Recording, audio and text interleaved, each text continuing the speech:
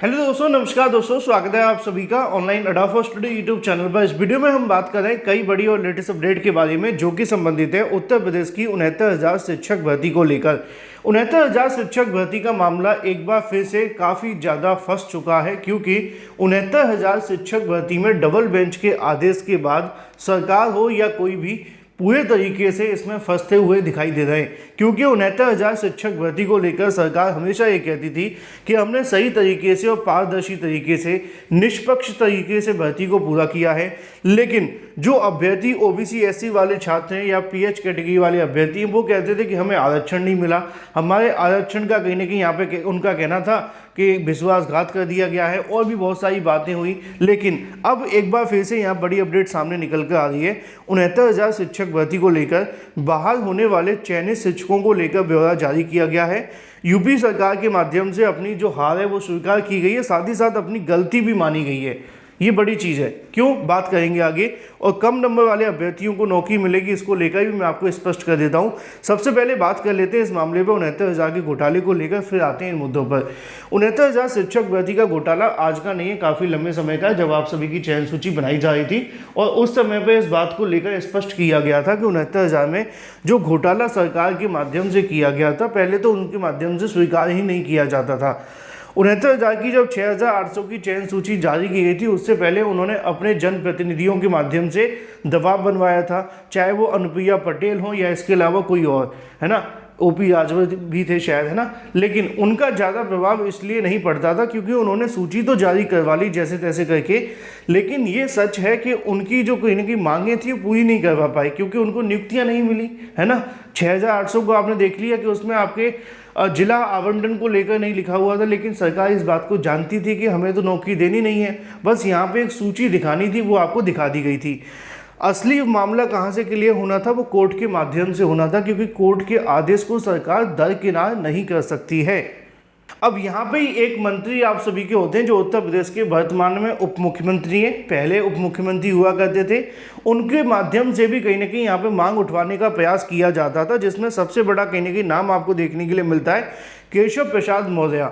केशव प्रसाद मौर्य इस बात को कभी स्वीकार ही नहीं करते थे कि 69,000 शिक्षक भर्ती के अंदर घोटाला भी हुआ है।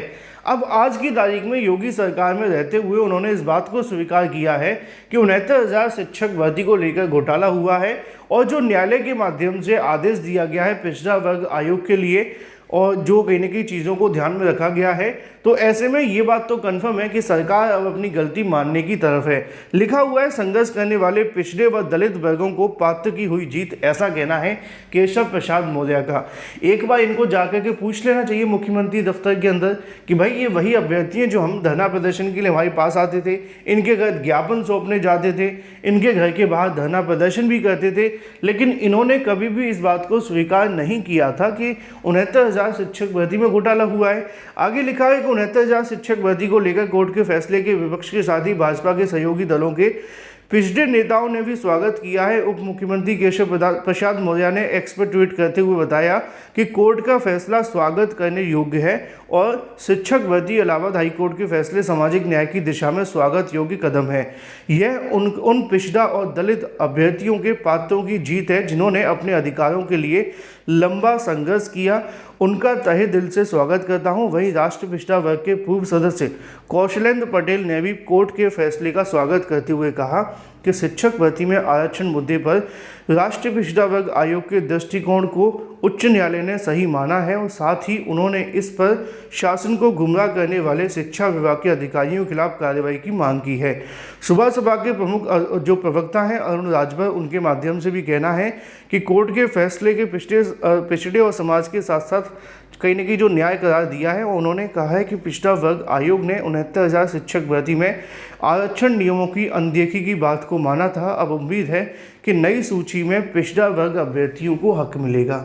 अब ये मैं वही बात आप सभी को कंफर्म करने की कोशिश कर रहा था कि 69,000 में अगर इतना ही घोटाला हुआ था तो क्यों सरकार के माध्यम से इस बात को स्वीकार पहले नहीं किया गया। अगर पहले किए होते तो आज इतना लंबा समय नहीं होता। लिखा हुआ है यहाँ पे, अगर बात की जाए मायावती बीएसपी के माध्यम से भी इस मुद्दे को उठाया गया है, हालांकि बहुत कम इनके माध्यम से मुद्दों को उठाया जाता है। और ज़्यादातर ट्विटर पे ही नज़र आते हैं, ज़मीनी स्तर पे कभी दिखाई नहीं देते। यही वजह है कि धीरे धीरे करके बसपा की जो सीटें बहुत ज़्यादा कम होती जा रही हैं, है ना। 69,000 शिक्षक भर्ती को लेकर उनका कहना ये है कि मायावती कोर्ट के फैसले को लेकर योगी सरकार पर सवाल उठाए। उन्होंने कहा कि फैसले साबित करता है कि सरकार ने अपना काम निष्पक्ष और ईमानदारी से नहीं किया। उन्होंने कहा कि यूपी में 2019 में चयनित 69,000 शिक्षक भर्ती के चयन सूची को रद्द करते हुए 3 महीने के अंदर नई सूची बनाने को हाईकोर्ट का फैसला सही साबित किया है। इसको लेकर कांग्रेस के माध्यम से भी कहीं ना कहीं यहाँ पे सरकार का विरोध किया गया है। अब थोड़ी सी बात कर लेते हैं और मुद्दों को लेकर। लिखा हुआ है 69,000 शिक्षक भर्ती में अफसरों ने दबा दी बाहर होने वालों की सूची, ऐसा कहना है यहाँ पर अखिलेश यादव के माध्यम से। परिषदीय प्राथमिक स्कूलों में 69,000 सहायक अध्यापक की चयन सूची बदले जाने पर हजारों चयनित शिक्षकों की नौकरी खतरे में आ जाएगी। प्रदेश सरकार ने भर्ती में आरक्षित वर्ग के अभ्यर्थियों के साथ हुई नाइंसाफी को कबूलते हुए 2022 के विधानसभा चुनाव से ठीक पहले 5 जनवरी 2022 की आरक्षित वर्ग के 6,800 की अभ्यर्थियों की चयन सूची जारी की थी। 6,800 अभ्यर्थियों की चयन सूची में शामिल होने वाले पूर्व चयनित अनिश्चित वर्ग के 6,800 शिक्षकों को बाहर होना पड़ता।